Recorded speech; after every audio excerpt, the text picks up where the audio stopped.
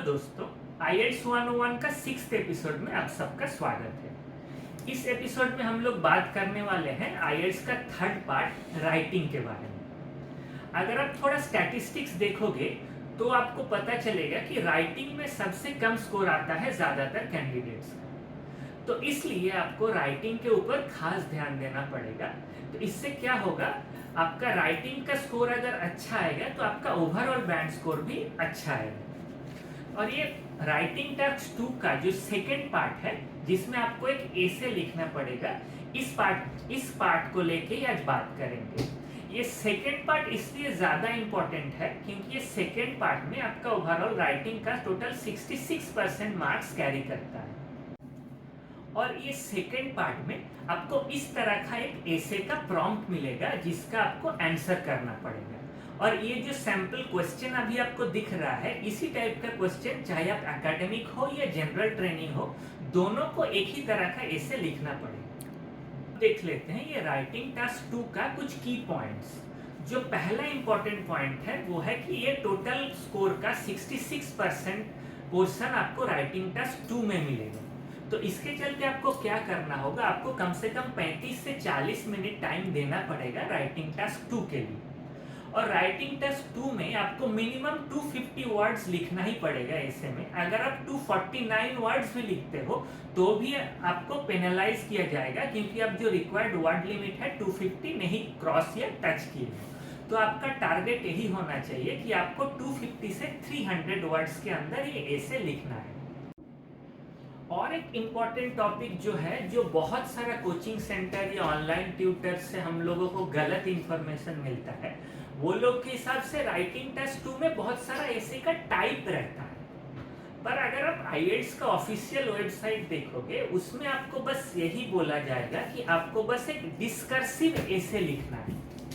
ये डिस्कर्सिव ऐसे का मतलब है आपको एक ऐसे लिखना है जिसमें आप टॉपिक के खिलाफ लिख सकते हो, टॉपिक के फॉर में लिख सकते हो, या फॉर और अगेंस्ट दोनों के ऊपर आप अपना एक्सप्लेनेशन या आपका रीजन दे सकते हो।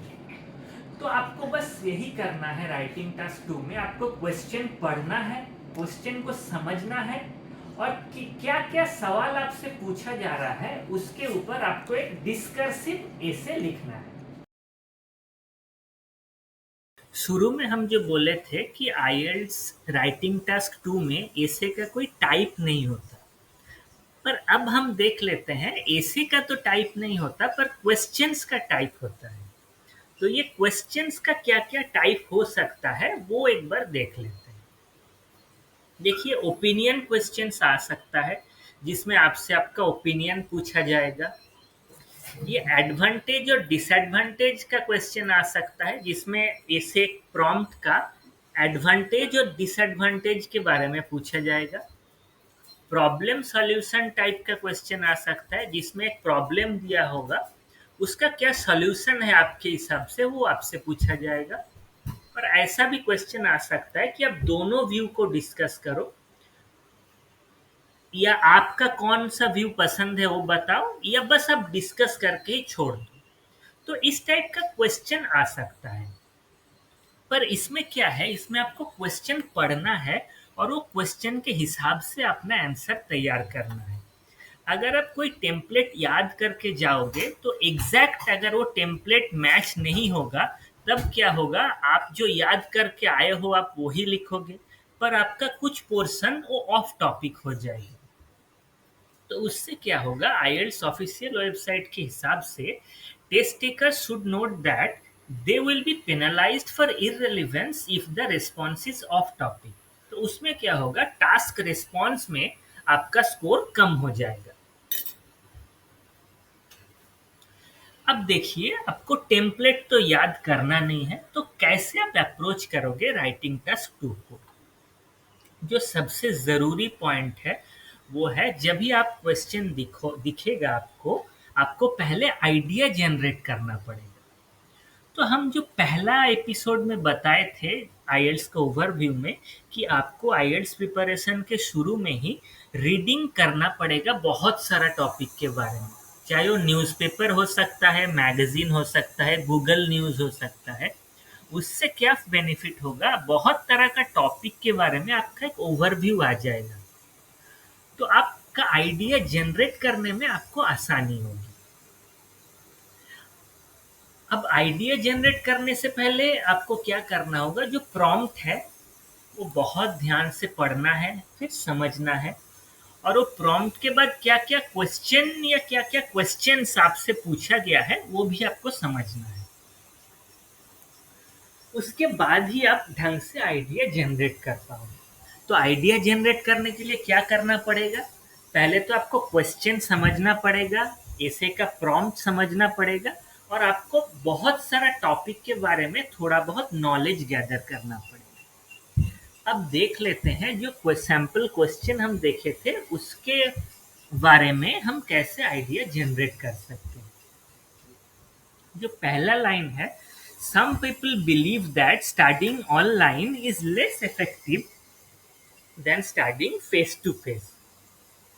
तो इससे हम लोगों को क्या समझ में आएगा कि ये क्वेश्चन में बोला जा रहा है कि ऑफलाइन एजुकेशन ज़्यादा इफेक्टिव है और ऑनलाइन एजुकेशन कम इफेक्टिव है। सेकेंड लाइन में क्या है, and that more funding should be allocated to improve the effectiveness of online study। तो इसमें बोला जा रहा है कि ऑनलाइन में मोर फंडिंग चाहिए, ऑनलाइन मोड के लिए ज़्यादा पैसा खर्च करना चाहिए ताकि ऑनलाइन मोड भी ऑफलाइन के तरह ही इफेक्टिव हो जाए। अब थर्ड लाइन में क्या पूछा जा रहा है, to what extent do you agree. तो इसमें आप क्या कर सकते हो, इसमें पूछा जा रहा है कितना, किस हद तक आप इसके साथ एग्री हो। अब इससे के साथ क्या है, आप 100% एग्री कर सकते हो कि हाँ, ऑनलाइन एजुकेशन लेस इफेक्टिव है, ऑफलाइन एजुकेशन मोर इफेक्टिव है। आप 100% डिसएग्री कर सकते हो, आप बोल सकते हो नहीं, ऑनलाइन एजुकेशन ज़्यादा इफेक्टिव है, ऑफलाइन एजुकेशन कम इफेक्टिव है। या आप कुछ हद तक एग्री या डिसएग्री करते हो। आप बोल सकते हो कि ऑनलाइन एजुकेशन ज़्यादा इफेक्टिव है पर फिर भी इसमें फंडिंग चाहिए, या बोल सकते हो ऑफलाइन एजुकेशन ज़्यादा इफेक्टिव है पर ऑफलाइन में ही ज़्यादा फंडिंग चाहिए, आप ऐसा भी बोल सकते हो। अब जो फाइनल लाइन है उसमें क्या बोला जा रहा है, उसमें बोला जा रहा है कि give reasons for your answer and include any relevant examples from your own knowledge और एक्सपीरियंस। इसमें आपको क्या करना है, आपको रीजन बताना है कि आप क्यों एग्री कर रहे हो, डिसएग्री कर रहे हो, या टू सम एक्सटेंट एग्री या डिसएग्री कर रहे हो। अब उसके साथ आप एग्जाम्पल कैसे दोगे, एग्जाम्पल जब दोगे तब आपको कुछ डेटा या स्टैटिस्टिक्स देना पड़ेगा। अब डेटा या स्टैटिस्टिक्स 100% एक्यूरेट ही देना है ऐसा नहीं है, पर वो थोड़ा ऑथेंटिक लगना चाहिए। जैसे आप बोल सकते हो कि in a recent study it was found that around 70% student were happy in their online classes, या आप ऐसा लिख सकते हो, in a recent study it was found that more than 90% student like offline education than online education। ऐसा आप एक data के साथ एग्जाम्पल दोगे तो आपका जो रीजनिंग है वो थोड़ा मजबूत होगा। अब देखते हैं कि आपका जो बैंड स्कोर है वो कैसे कैलकुलेट होता है। जो फर्स्ट वीडियो में ही हम बताए थे कि आईएलटीएस का राइटिंग टास्क 2 में या आईएलटीएस का राइटिंग का ओवरऑल बैंड स्कोर कैसे कैलकुलेट होता है, ये 4 पॉइंट रहता है। टास्क रिस्पॉन्स, मतलब आप क्वेश्चन कितना आप समझ पा रहे हो और कितना क्वेश्चन आपको किया गया है, आप सारा क्वेश्चन का आंसर अच्छी तरह से दे पा रहे हो या नहीं। दूसरा पॉइंट है कोहेरेंस एंड कोहेसन, आप जो पैराग्राफ, एक पैराग्राफ के साथ दूसरा पैराग्राफ को लिंक कर पा रहे हो कि नहीं। एक पैराग्राफ में भी पहला लाइन के साथ दूसरा लाइन का लिंक कर पा रहे हो कि नहीं। तीसरा है लेक्सिकल रिसोर्सेज, मतलब वोकेबुलरी, आप कितना अच्छा वोकेबुलरी यूज कर रहे हो। और चौथा है ग्रामेटिकल रेंज एंड एक्यूरेसी, आप कितना कॉम्प्लेक्स ग्रामर यूज कर रहे हो, कितना सही तरीके से वो ग्रामर यूज कर रहे हो, और आपका पंक्चुएशन और स्पेलिंग कितना अच्छा है। अब ये जो बैंड डिस्क्रिप्टर्स है, इसको थोड़ा अगर हम सिंप्लीफाई कर लेते हैं तो हम टोटल 10 पॉइंट में आ सकते हैं। जो 10 पॉइंट का हम ध्यान रखेंगे तो हमारा राइटिंग टास्क में बैंड अच्छा आ सकता है। ये देख लेते हैं कि 10 इंपॉर्टेंट पार्ट्स क्या है स्कोरिंग का। जो सबसे पहला पार्ट है वो है how well you answer the question और क्वेश्चंस। तो इसमें आपको बहुत ध्यान से क्वेश्चन पढ़ना पड़ेगा और देखना होगा कितना क्वेश्चन आपसे किया गया है। आपको वो सारा क्वेश्चन का आंसर देना पड़ेगा। दूसरा पॉइंट है how strong your position is. आप जो पोजीशन आपका इंट्रोडक्शन में है, आप क्या उसी पोजीशन में कायम हो या बीच में आप कहीं दूसरा कुछ लिख रहे हो अपना बॉडी पैराग्राफ्स में। तीसरा पॉइंट जो है कि आपका स्ट्रक्चर और लिंकिंग कितना बढ़िया है एक पैराग्राफ के साथ दूसरा पैराग्राफ का।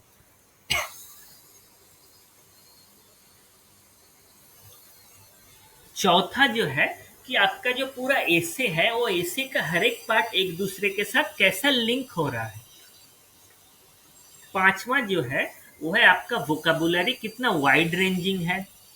इसका मतलब आप क्या एक ही वर्ड बार बार यूज कर रहे हो या उसी वर्ड का कुछ सिनोनिम्स यूज कर रहे हो। सिक्स्थ है how precise your vocabulary is.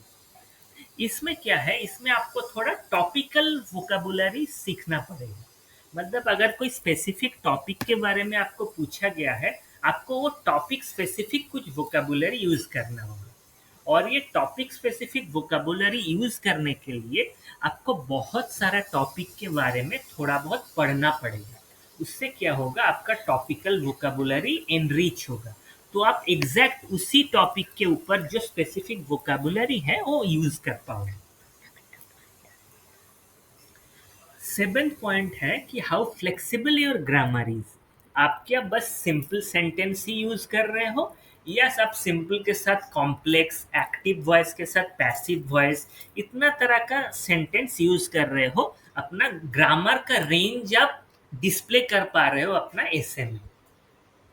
आठवां पॉइंट है how accurate your grammar is. आप तो बहुत तरह का ग्रामर यूज कर रहे हो, पर क्या आप सही तरीके से अपना ग्रामर का यूज कर पा रहे हो या उसमें कुछ गलतियां हो रही। नाइन्थ पॉइंट है how good your punctuation is. मतलब आप comma, semicolon, full stop क्या सही से यूज कर पा रहे हो। और जो फाइनल पॉइंट है वो है how good your spelling is.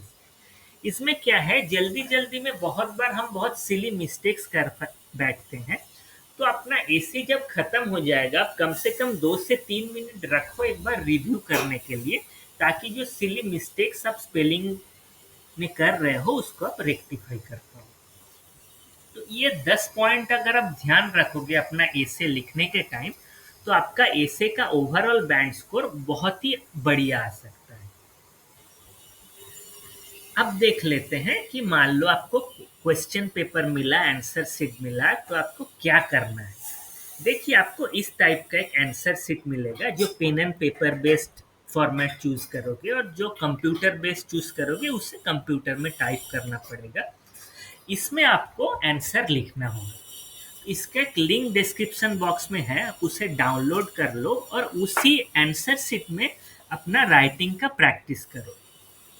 उससे क्या बेनिफिट होगा, उससे आपको पता चलेगा ये 250 वर्ड्स लिखने में आपको कितना लाइन यूज करना पड़ रहा है।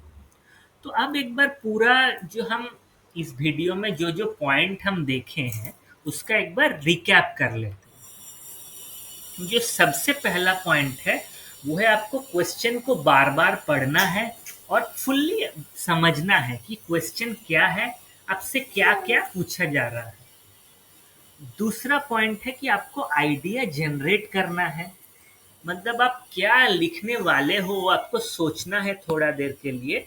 और अगर आपको रफ वर्क करना पड़ रहा है तो आप क्वेश्चन पेपर में अपना आइडिया लिख सकते हो, क्योंकि आपका क्वेश्चन पेपर आपका एग्जामिनर नहीं देखेगा, वो बस आपका आंसर शीट ही देखेगा। तो आप अपना क्वेश्चन पेपर में कुछ भी लिख सकते हो।